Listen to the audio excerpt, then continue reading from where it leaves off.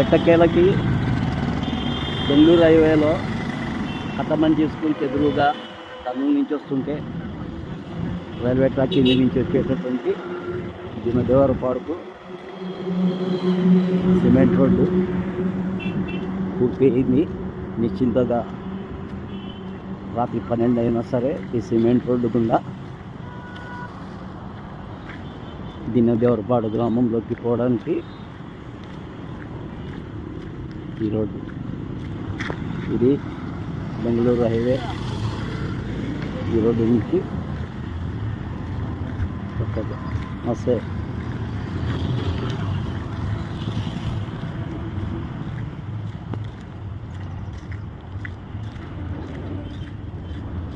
ఈ road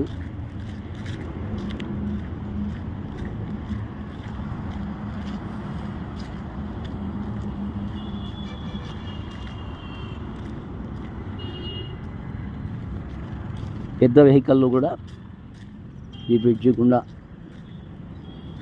Bengaluru highway నుంచి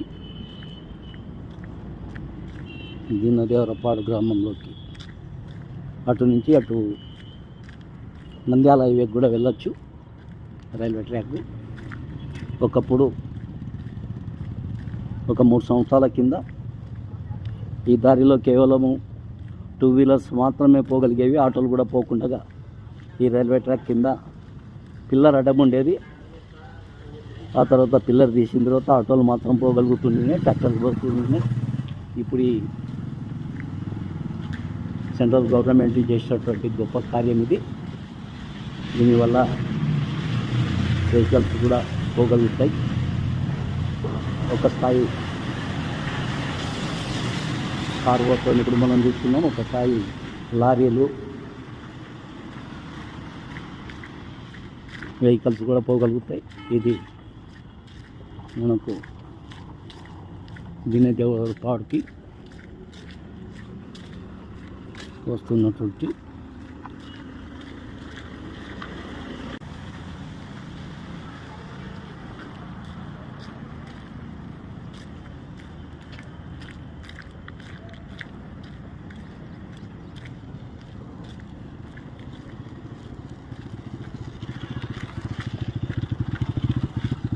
ఇది. ఇప్పుడు మనం బ్రిడ్జ్ కింద నుంచి వచ్చిన రూట్ ఇది.